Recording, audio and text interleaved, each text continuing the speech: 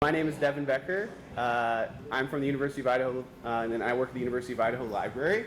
I'm the head of data and digital services there, and today we're going to be talking about a project that I've been working on for a few years, and that we've kind of built a web presence for over the summer with my two associates, Lauren Westerfield and Corey Oglesby.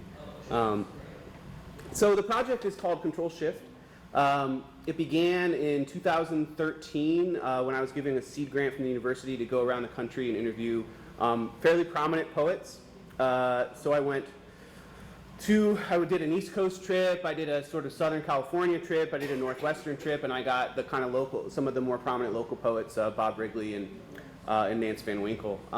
It was kind of driven by a research interest of mine in the kind of writing practices of writers generally. I started by doing a larger survey of emerging writers in about 2011, 2012 as to how they were kind of working, how they were saving and archiving their work, and this came out in the American Archivist in 2012.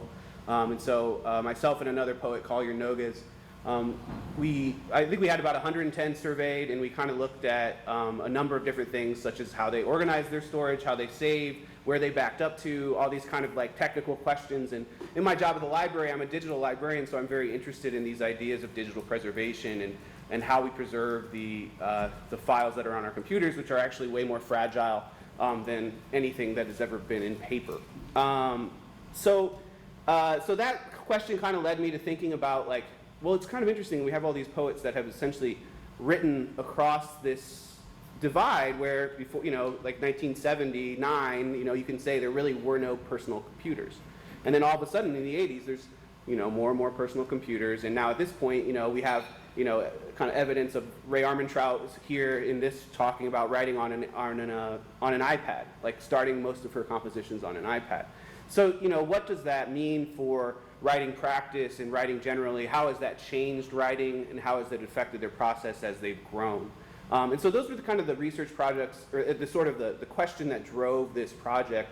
And then I went and then I took this money and I was able to travel around the country, and I went to most of the people's houses. So I got to sit in Robert Pinsky's living room, and Louise Glick, some really, really amazing poets. Ray Armentrout too, who was I don't think she really wanted me in her house, but I was there. So it was a very interesting trip, and I videotaped everything, I audio recorded everything, I took notes, I read all their books before this, so it was a lot of work going into it, and then I produced a lot of content afterwards, and I was just kind of flailing as to what to do with that content. And so it took me a while. I finished these interviews in 2014, and then life took over, and I had a child and a book, and in that order, and my job changed, and I just didn't have as much time. And then finally this summer, I had time and I had money to hire some graduate students to work on this project. And so that's what we're going to talk to you all today. What we did was we created essentially a sort of a web archive of all these materials. And then on top of that, we've added to this material by analyzing it, breaking it down, pushing out new projects and other things. So here are some of the writers that I actually went and interviewed, and then we're going to play a short video that sort of looks at that main question. But Ray Armentrout, Bruce Beasley, who's at Western Washington, Amy Gersler, who lives in California, Louise Glick, James McMichael, Kay Simon Muhammad, who's like the founder of Flarf, if you remember Flarf. Robert Pinsky, Michael Ryan, Stephanie Strickland, Nance Van Winkle, and Robert Wrigley. So some really interesting, and a broad range of interests and types of poetry too. So let's see what they have to say here. This was a video we put together this week.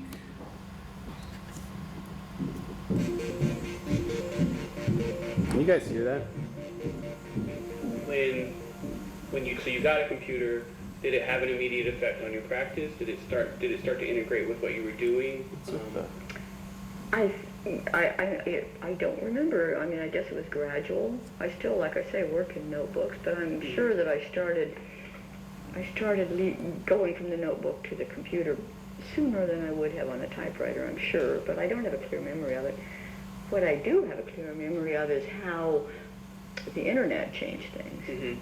because then you could send someone something and say, what do you think?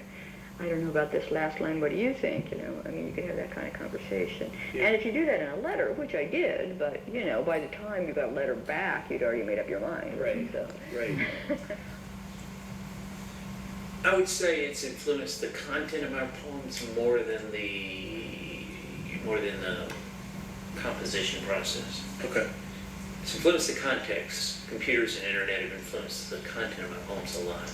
Yeah. Doing a lot with websites, with that kind of radical interconnectivity of associative thinking that the internet suggests. Yeah. And I think the dawn of the internet probably has changed the way I compose my poetics in a certain way, and that it's given permission for a more associative metonymic thinking process that I associate with internet links. And that, I think, was one of the first poems where I consciously wrote a poem whose thinking was related to the way I think the internet thinks, if we can call the internet a thinker. In some ways it is. Yeah. What I like is I can take a chunk of text and move it up here, and it doesn't take me 40 minutes to retype the whole damn thing. And if I don't like it, I can try it down here. Right. And if I want to print out a copy of something as a prose poem and a copy of it with some line breaks and look at them next to each other, I can do that in a flash. Right. All that, I couldn't be happier. So at the time. Because then I'm spending my time reading and writing and revising and not spending my time, oh, now I have to do the whole thing over again. Yeah. What's personal about this medium in that way that I've described already, I like the contact this machine gives me with people. I feel it's certainly more immediate. I think it's increased the contact that I have with people who are spread around the world. Yeah. It's been more important to me since I don't go into school and run into people that I have conversations with. Right. And I like the fact that it's this keyboard that connects me with them, and this keyboard that connects me with strangers who might read my poems.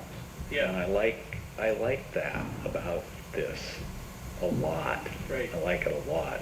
I like it all the more now that when the phone rings, 90% of the time, even though I've asked not to be called by telemarketers, it's telemarketers. Yeah. Because most of your conversations that are important now are on the computer. Yeah. And then I guess, has that changed the poems? I mean, has that? I don't think so. No. I don't think it changed what I produced, but I think that it was the beginning of a different kind of archival anxiety. There's the archival anxiety about paper works being preserved. Yeah. Gibbon's manuscript or somebody else's manuscript being destroyed. I'm of a generation where I save magazines that I have working. Yeah. That's the old anxiety. And the new anxiety is the mortality of digital information. Yeah. I can remember the Librarian of Congress saying to me that the only way to preserve digital material is to reproduce it. Unlike papyrus, it's mortal. It turns to mush. Yeah.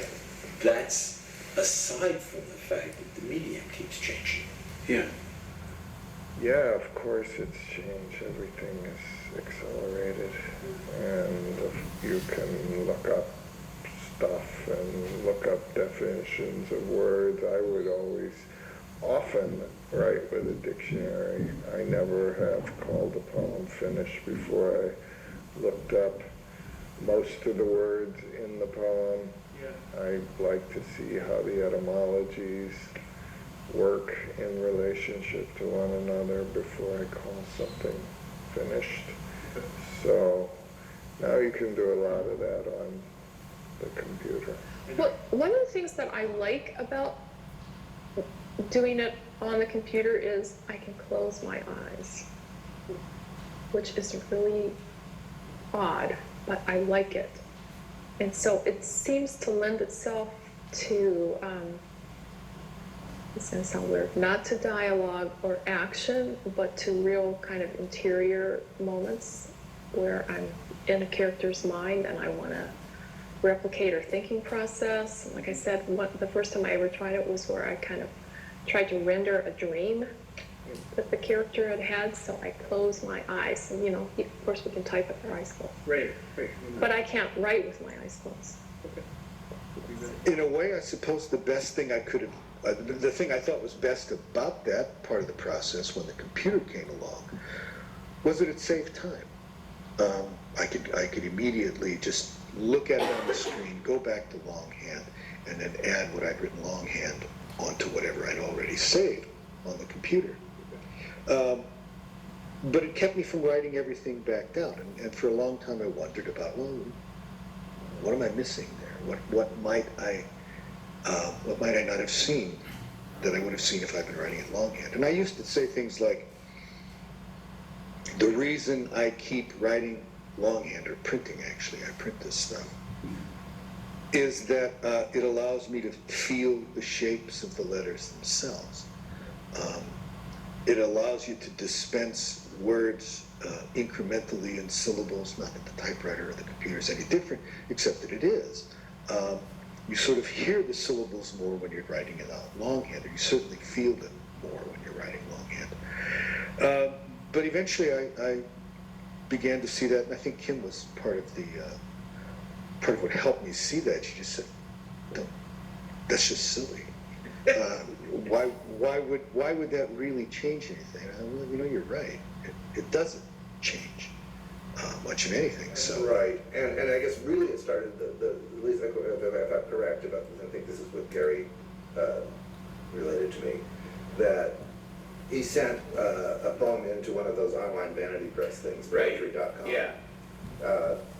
And the short version trying to get rejected, right? And so he wrote just the stupidest thing we could think of, and it was it was accepted for consideration for the anthology, which he didn't pay for. Right. If you actually are dumb enough to go through with that. Yeah. And so that was the origin of that. And then he just started writing more of them on the email list, even after he realized he couldn't get rejected, right? Because it was fun. Yeah. And so the group of us, pardon me, we were on this list, and then eventually, I think it was Drew Gardner who introduced a method in the middle of all this shapeless writing of using Google search results. Okay. Just going to the Google page, doing usually like a combination search for like 2 or 3 terms that you don't expect to see on the same page together. Right. And then just using that initial search result page as a base from which to collage excerpts, not following the links, just the language that shows up in the Google kind of like the caching sort of. that's right. Yeah. Yeah. Okay. So my typical process. This is the second stage. It's got that big second stage where for 10 years I basically just wrote Google collages. Okay. And the typical process for that was I would copy however many pages of the search result page, because you click next page, or just have 100 results show up on a page or whatever. Yeah. And paste that into Word and start chiseling it down. Okay. And rearranging it, and shuffling the contents, and occasionally cheating a little bit, putting a connector word in or something, Yeah. and or or maybe altering a word that was, just in a slightly different grammatical form or something. Yeah. But that gets back to what we were saying about, not doing print revisions, because really everything's done with the kind of like refrigerator magnets, then just shuffling around. Yeah. Yeah. And I guess printing out a page, I could look at that and think, oh, well, if I brought some of this down here, see it all, but I never did that, so. No, right. No, I mean, it makes it's computer generated. Yeah, and part of the fun of it was using the computer as a kind of canvas. Yeah. Yeah, that was kind of just, there was something pleasing about pulling the components around and almost physically moving them around that digital space. So that's a kind of a taste of some of those interviews. And you know, they're all about an hour long. Some go to about an hour and a half. And so we had all this content. And the last gentleman, Casey Muhammad. If you're not familiar, Flarf is still a thing, but it was a larger kind of movement in the poetry world in about 2008, 2009. In 2008, Poetry published an entire journal that was just Flarf. And the process he was describing is the process that evolved on this listserv, by which they would start to, you know, take these Google results and chisel them away and make poems out of them. And they're very strange. They're very funny often. But it hasn't really, you know, it hit its zenith and now it's kind of trickled out. And now, you know, he's doing some very interesting things with Shakespeare's sonnets called sonograms, which are anagrams of all the sonnets. And it's kind of that. But he's sort of we sort of thought of him as the progression, as sort of the end result of all these kind of, you know, more traditional processes. And now here you go. Here's someone whose process has been, you know, totally defined by the internet, totally defined by an algorithm that Google came up with. So, you know, it was an interesting project to see kind of what they had to say about these different things. But it wasn't, you know, as I got through it, I realized that it wasn't just about that question of how things change with the computer. It was also just about writing. It was about the writing practice. And so it was really fortunate for me to find such excellent writers to work on the project, because they could kind of take their own, you know, side of it and help me kind of think about ways to visualize and break it up and things like that. So if you guys want to talk a little bit about your kind of work initially with the interviews and revising and things like that. Yeah, it was also fortunate for us that Lauren and I are in our third year in an MFA program where we're putting together a book. And a lot of what this ends up being about, almost consistently throughout each of the interviews, is the process of getting, it's really just about the process of getting from here to the pen or the iPad or whatever to the book. And each of the writers breaks it down in a completely different way.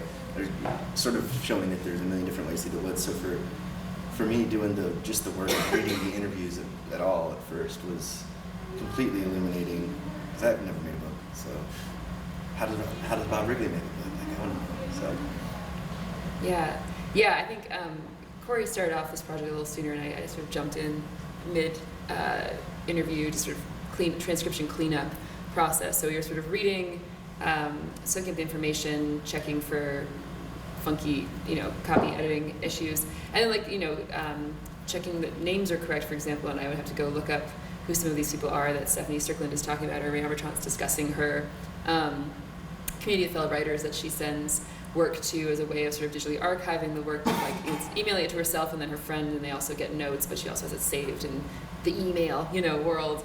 And as I'm doing that, I'm also learning about all these other writers I wasn't as familiar with, who I now hear about all the time. Weirdly, that happened a lot this summer. I was like, I'd never heard of Wendy Janian, and then I heard about her a bunch, and I was like, okay, I guess this is really useful. Yeah, and just sort of talking through then how these processes kind of came through in the interviews was really, really helpful for us, and helpful for figuring out even where we want to take the project next, I think. Yeah, and I think so the way that it worked, though, we needed, essentially we decided that it was going to be a web project, you know, and so, like, traditionally what I could have done, you know, in my field is take it as a bunch of qualitative interviews in an ethnography, kind of analyze that, do an article, publish it, be done. Or within the writing community, you know, I could take some of these individual interviews with these famous poets, excerpt them, make them really nice and neat, and try and publish them in different journals, and, you know, connect my name to that somehow, and you know, make some connection with that.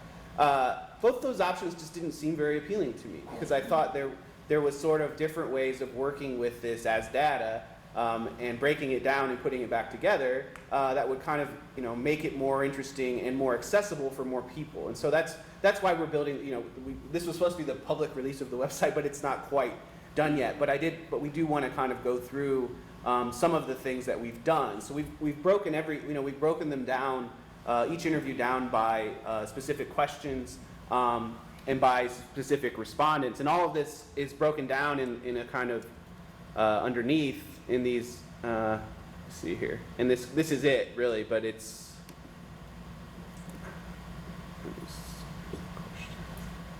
But so what Corey and Lauren were working on for the most part were these XML documents that are, structured. They're structured kind of takes on that stuff. So we have like GPS coordinates, and we have some other information with it, with the transcripts, and those feed into all that we do on the website. So then in July of this summer, I went on vacation, and they needed to keep working. So there was a need for, we were trying to think of ways to repurpose this data, to make it kind of more accessible, to let the user kind of dive into it on specific things. And so I basically left them. I was like, well, there's a lot of questions that are kind of similar throughout. Do you guys think you can kind of go through and start figuring out some of those questions? And so we broke it down by question. We broke it down by respondents to those questions.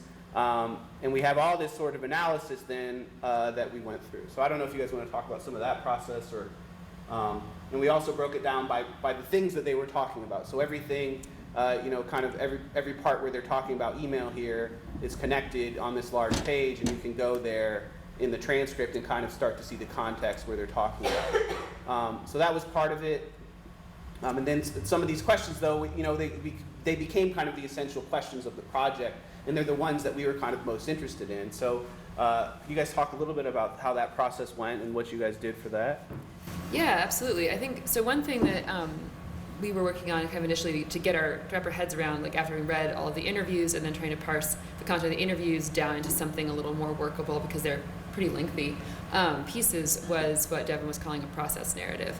And so what we wound up doing sort of in terms of division of labor is I was reading through partially by memory, partially reviewing these transcripts and trying to come up with the short version, so short narrative version of each writer's process. What do they do?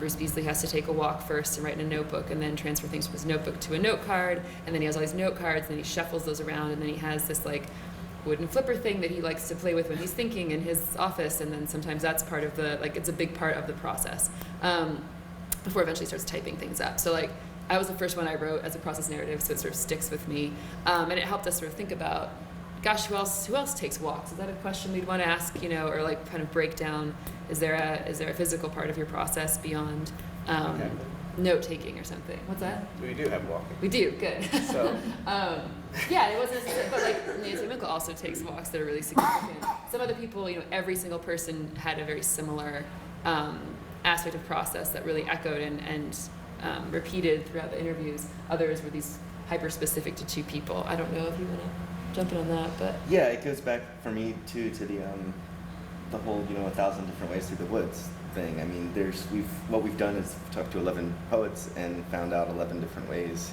which even in and of themselves sometimes seems to change as they're being remembered by the poets, which is interesting. But it's just we wanted to, I think, have as many different ways to look at all the different ways to get through the woods as possible, if that makes any sense. Yeah. No, I think the process then was sort of, we broke it all down. We broke it all down into questions, into the respondents. It's not only in kind of like actual content terms, but also like underneath too. All this is just being fed kind of automatically through the technologies that we're using to build the website. But then, we also, as what Lauren was talking about with the process narratives, so some of them are, we have them kind of sort of right here. Then they went through, and Lauren wrote probably 3/4 of these of the process narratives. I wrote one, which I was very proud of. It took me like all summer.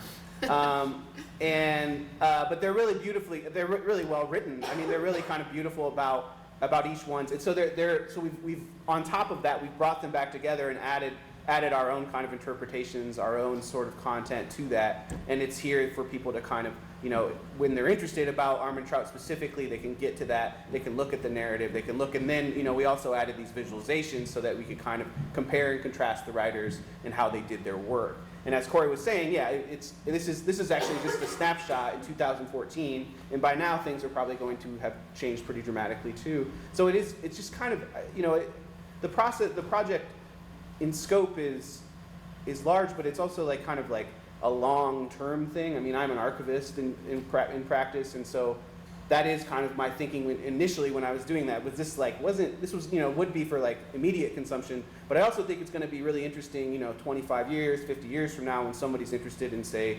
what Pinsky's computer was like, or what he was doing on the computer in the mornings or something like that. It kind of is boring to us now because we're all familiar with it, but I do think there's some tidbits in here that are going to be pretty valuable to researchers and to people interested in these writers in the future. And then, creating this expression of it kind of started, things started to kind of, flip on the side, and kind of like, the action of saving it and building it step by step was very much like the action of writing, of, kind of building something step by step and getting to this point where we're sort of publishing now. And so there's this question of self-publishing, is this self-publishing, and how to get the word out and all that stuff too, which writers face, in their daily lives. So yeah, I think it's been kind of fascinating to see how these writers interpret those writers too. I think this is all kind of a sort of narrative interpretation of different types of writing and very different people. So, we've also kind of done a few. I don't know. Do you guys want to add to any of that about anything more on the processes or stuff like that?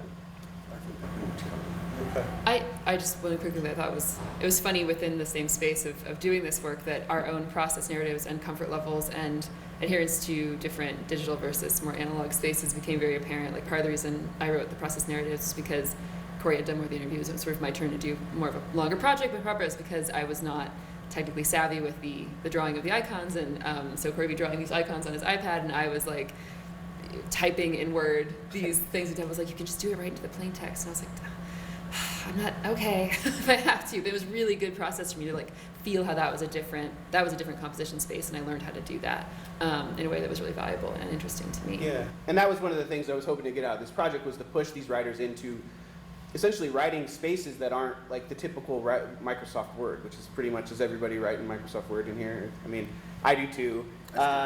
It's I think that with software development and the way that you build like a website and things, you don't want all the extra gunk that Microsoft Words adds to your words. And so there, that's a kind of interesting thing that this is like the plain text and getting it clean and making sure that would work. I mean, I was still cleaning up things yesterday and this morning in the site. So it's a kind of, you accumulate these sort of additional things on top of your writing. But then when it's clean though, and when it's kind of available, then it's a lot easier to do this work and to keep doing this work. And now we have a template where, all we'd have to do is, if we had another writer, is kind of drop their things into a couple different spaces and we'd have them up on the site. So that's also part of the kind of ambition of it, that there might be sort of longevity, hopefully, to the process.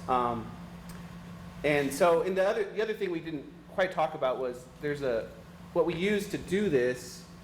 It's called GitHub. Has anybody heard of GitHub? It's a fairly popular way of kind of tracking software development.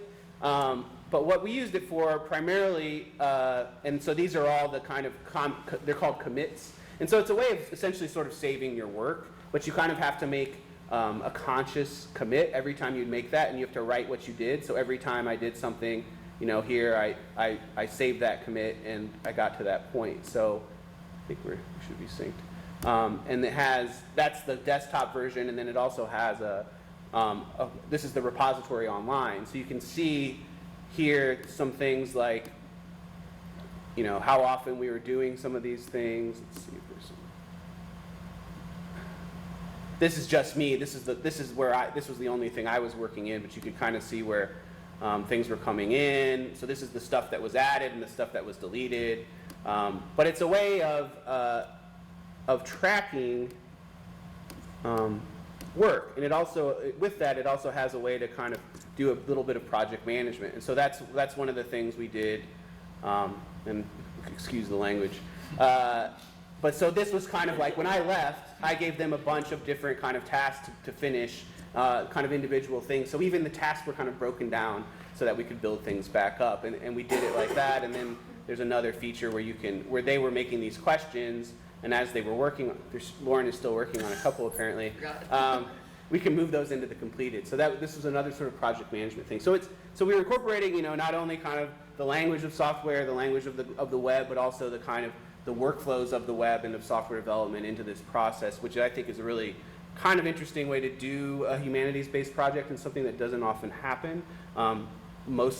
Most because they're not very collaborative, and so a lot of this was a collaborative work, and a lot of the kind of visualizations and things that you see here were came out of conversations with Corey and Lauren about like, oh, what would be cool here, and like the visualizations, like wouldn't it be cool if we could have a graph where you can kind of see like, okay, so that's James McMichael, and how does that relate to Robert Pinsky, or like, and start to do that, or like the icons thing was a last minute thing, but I think it's one of the better things we did. And now we have, they put together essentially a big spreadsheet with every moment where they're talking about file cabinets or a laptop or a notebook, and then now you can kind of, look at the data and look at the content that way. So it's value added to it that way too. Is there anything on that you guys want to riff? One of the cool things too for GitHub, that was completely new to me. I mean, all of this is. I've never been like I've always composed my poetry on the computer, but I've never. This is all hip to me, weird to me, like the HTML coding and plain text, and that was one of the bigger hurdles initially with Devin and I, because I just didn't understand. But the GitHub thing for me too has been really cool. It's version control, essentially, like you're saying. Like you could compose a poem, or like say you have a long essay or something in there. You could also use it for that purpose too. When I went through and I deleted all the punctuation, but I have to commit deleted punctuation on March 15th or whatever. Tried new version in second person instead of first person and committed. Yeah. Which is something that like a lot of Google Drive does that too. But this makes you, like Devin said, like consciously like make a note about like, and maybe like why I did it, or like was reading like a Pinsky poem and he does this, and like Yeah. So that was just something that I kind of took away from that too. Yeah, and it's interesting how some of these processes also reflected back on the anxieties and difficulties of saving work and things like that all these writers went through. I mean, if you were writing in the late 1990s to mid 2000s, you were pretty you could lose stuff. It doesn't happen very much anymore, which is kind of amazing. But I mean, when I entered my MFA way back in like 2004, like I lost all my poetry like immediately. Like I just like my computer got corrupted and it was gone. So I had to remember it. I had to like find printed versions and stuff like that. And that's not an anxiety but all those authors that I interviewed said something to that effect, that they were worried about that, and so they would have things backed up in different places, or print everything out and have it stored that way, or like when Jim McMichael goes on vacation, he sends everything in an email to somebody else so they have it. So it's just all these kind of like organic ways of archiving material and saving it, and a lot of that's based out of fear. And I don't know that the people who came up, who are writing now, who are starting to write now, will have that same kind of anxiety. But I found that really interesting too. So I think I think we've kind of demonstrated a lot of the different processes, the visualizations that we've done. There's interviews, and for each interview then we do have it in a number of different ways that you can look at. So you can look at the full audio with a transcript, so you can listen to the interview at the same time that you can go through it. And we've indexed them all too, so if you're interested in something specific, say McMichael, and I don't know, where does he talk about this? So this is when he's talking about getting on an airplane, and you can, so you can start to go kind of into it, and while you're listening into it too. And the index kind of gives a section by section way of kind of getting in. So if you're interested in sort of like McMichael's note-taking practices, which actually are pretty fascinating. He he's reading all this work, and then he's taking notes on the right-hand side about the work, then he's responding in like different colors on the other side. And so you can jump to that. And so it's supposed to be extremely user-friendly, and we think it is. We're getting there. And so we also have the videos available. Each one's on YouTube. We have the transcript, and we have the answers to all the questions that we've put forward. So there's a number of different ways. And then one of the cooler things that we were able to do too was build a poem generator. And so these are just automatically generated from the YouTube's transcriptions that were so if you upload something to YouTube and you allow it, it'll automatically transcribe it like closed captions. And it's a very strange way of it just kind of flattens everything. Like there's not like a specificity of words, and it breaks them up line by line, and you can go back in and download it essentially like as a spreadsheet. And so that's what we did, and we did that, and then we put it so you can link to, and it has a time signature with it. So now you can kind of go to that poem that we created and go right to that part in the line too. So this was a fun one, and the one, if you're interested in these, the guy who does the best poems is Bruce Beasley. So I don't know, it's interesting to see like the types of poems that each one generates, and it comes out of the way that they speak. And Beasley was as you saw, was very associative, but also like just kind of full of interest. And Pinsky had a kind of density of vocabulary too. And so one of the last things we did too, we still have some things to do with this, but we did a lot of, this is called Voyant Tools, and it's a textual analysis machine, and you can go to there and drop a bunch of different texts there and look at the differences and how that, but you can kind of see like who has the, average words per sentence, who has the most per sentence, and who has the so Pinsky kind of has the densest, and that's what you can kind of see here as the densest vocabulary of everybody involved. And so that using these other kind of tools of textual analysis, now that we have all the data, essentially it's all clean, the content, the transcripts, it's all transcribed, it's all clean, ready to go, we can really get some more kind of things to discover about them and let that kind of go back into what we will eventually kind of, I don't know, as our findings page of some sort. Make some sort of, I think like the end result will be an article or some sort of representation, more traditional representation of this work. So, but yeah. And I haven't put up the photos yet, but there's some really interesting photos of their different, and I think, we're featuring some of them on the front page, but I think that's Amy Gersler, and every time you read. So that is Nance Van Winkle's notebook. I'm not sure who that is. I need to put the names up. That's Michael Ryan. I want to find, that's Ray Armentrout's, that's Bob Wrigley. It's random, so it might just keep doing this, but I'm looking for one specifically. This is J. McMichael's notebook. So all those different color-coded kind of ways of doing, and this is just from reading. This isn't even about writing. This is just about like, he just has a practice that's a little bit beyond. So anyway, I've been babbling for a while. Do you guys have anything to add? I think we probably can open it up to any questions pretty soon. Yeah, questions? Yeah. Thank you guys, thanks for being here. I know there's a lot of other things going on. So do you guys have any questions or comments or anything? Yeah. Is the code of attendance that you guys do for the website and the analysis open for public, or is it shared on GitHub? I've kept it private for right now. It will be, but I need to let the writers know that their stuff is up. So I'm a little bit. I haven't opened it up yet, but yeah, it will be. So yeah, it's Jekyll is what is. So we're using GitHub Pages to publish, if you know what that is. But it's flat file. It's a kind of website generator, kind of more like the 90s than the 20s than this contemporary thing. But it's pretty powerful. So. Like you said, it's kind of interesting because I did my bachelor's in electrical and computer science when I went for poetry now, and I've always hated having to work with GitHub because it makes you super introspective and kind of really anxious or subconscious of the things that I was putting out there. And I've never actually been able to use some of the text, so I kind of want to ask you guys how did you manage to stress of it? Because every single thing that we come in, basically, we check, it's always sort of asking you, okay, so why are you doing this? And I feel like that's the worst thing you can ask anyone that's trying to work with something that you use. I moved away from it at a certain point. I was like, this seems neat because I want to know. I maybe want to look back later on and think about why I changed this to a cat instead of a dog, or whatever, this one line. But at the same time, I think those kinds of tools are cool. But if they get in the way of the process, if it becomes a hurdle or like an obstacle, I'm out. So, but it is interesting. Like you're right. It totally is just start.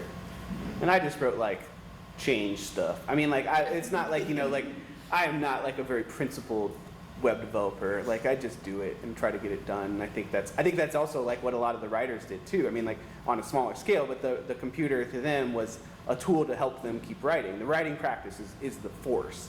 So that was what is kind of interesting too. The computer is important, but it's pretty new. you know, it's just a means to an end especially for them, you know, especially coming from a time when, you know, they were everything was written by hand or on a typewriter. So they're, you know, a lot of their practices were looking, you know, they kind of just tried to keep doing what they were doing, and now some of it's changed more recently. I think actually the changes that, you know, in some of them like Ray Armantrout and Jim McMichael and a few others, like their changes happened like probably 2008 to 2012 more than anything. And so that's kind of interesting too, where like, you know, where's the accelerator on the computer really changing their practice. But yeah, the GitHub stuff, I don't know. Did you work at a software development company, or did you do something like? I think it got worse. I worked in research universities, so Okay. So then they're looking at, and you're working like with people that are checking your work and kind of going back to them. I was a grad student, and it was really weird that I had to go into the code, into the comments, and into the documentation that we all had, and I had no idea what I was looking at, so I had to sort of push myself to understand everyone. Yeah. All sort of weird practice. And yeah, it was a headache mostly. Yeah. I felt very much that way when I first came into it, and I would say that I was never truly inclined to use GitHub like for my own version control practice, but I was really excited to learn the term version control in terms of like how I would then organize and talk about how I save files and update what I'm doing and when I'm doing it and why, if I even do, which I'm not particularly good at, so it made me think about it. And I think the conversations about how we might use GitHub, how you were considering trying it for poetry, or just how we were using it to organize our information, that in the collaborative and like break down, build up, disseminate, etc. kind of ethos of the project, that for me was the most productive element of it, was just thinking about, well, what if I did do that? Why would I do it? Why would I not do it? Yeah. I could see GitHub working super well, maybe not as well with poetry, but with like if you were working on a novel.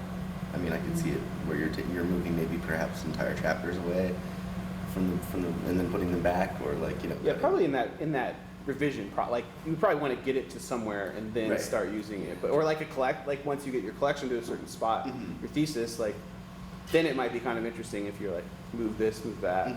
You're like, it was way better 2 months ago. Like you can just revert. So that's one of the features of GitHub. You can push the button and go back to like 15 commits ago. So any other questions? Yeah. I have a lot of questions, but I'll Okay. try to focus. So I'm a librarian, so I do kind of that lens on things too. Great. And I am curious about the version control in terms of maybe what some of the authors you were interviewing were saying about that, and if they're keeping different versions of their work on the computer. Because I know, like, when I look, say, in archives at someone's notebooks, I love it when they crossed out a word. Yeah. And I can see, like, this is the initial word they used, and then they changed it, and they decided to use another term. They, in terms of like online, like kind of computerized stuff, some of them, we talk, in each one, I kind of ask them how they save, like do they number it, like, the Wasteland 1.doc, like something like that. Or if they do something different than that. But most of them are not as concerned about that, but most of them are very savvy about archives and selling their archives. So they have boxes, and they have paper, and they generate paper. And we talk a little bit about that too, and so that's where you would find some of their, and a lot of them do. I mean, a lot of them also, it's a digital process, like maybe to begin, and then it goes into and then they print something out to look at. I mean, Louise Glick, it doesn't believe anything exists here; it's only on the page for her. So, so that was kind of interesting too, how they would go back and forth into it. But most of them are pretty, they're at that age where they're hoping to sell some of their work to a library or something. Do you work at Missoula or at Montana? Sorry. Cool. And then, Oh, I was just trying to remember, was it Strickland or Armitrout who was, you asked about archives, and I hadn't really ever thought of my archives as a product in and of itself until I was talking to some other writer friend who was like, well, yeah, I'm going to give them to the library. And she's like, oh, yeah. Okay, I guess I better keep track of that stuff. But it was really interesting to then hear how that do you remember which one of them it was? I think, was it Hegenian? Or you mean It was Armentrout who was talking about it. Oh, you're right. Okay. I think she was talking about Hegenian. Yeah, that's right. Oh, that's right. So. Yeah, and she was the one who told her to do it. Yeah. Sorry. Yeah. But it was a big part of the interviews. I was just gonna say, in terms of version control too, there's a million different ways, but like then there's these anomalies like James McMichael, who I'm still sort of unclear. Even after pouring through the transcripts of like his process, he writes line by line. Line by line, poem by poem until the collection is done. Which And he- I don't believe that. It's kind of, yeah, it's kind of insane. Yeah. But he writes like 8 long poems per book too, so it's a little bit of a different thing. Yeah, that's. But it takes him a lot. But in those lines, each one is really revised. But he's got that sort of discipline, I guess, Yeah. and he does. So, do you have any other library? So in terms of, people like mining other people's data and doing research on it, is that something that influenced you putting all the data online so that other people can do analysis of it? Yeah, no, I think it's we'll have it up on GitHub. We'll have it as its own site, which is like controlshift.org.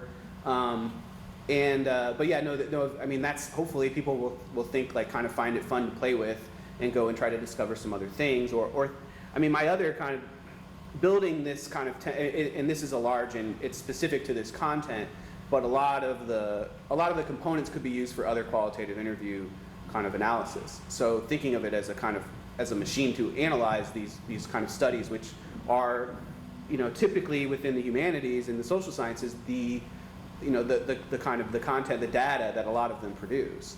So that drove it too, because the center that I work at is, we work with some of the, some social scientists and some, humanists, and they do have a lot of these interviews to deal with, and they do have a lot of questions, and it's such a pain to get them transcribed and to get them in and to actually have something to do with them. So this is hopefully something once they have some of that done, they can use it. So for the transcriptions of these, I sent them off to, it was this service that, it was a few women from the Philippines actually transcribed most of these. And so, Corey and Lauren had to go through and have that specific subject knowledge to go back and kind of fill in some of the names and some of the references because they, that wasn't there for them. So that was kind of an interesting part of this process too. And that's a stumbling block for a lot of those studies. So, any others or more? No, I love it. I'm really excited about that. Yeah.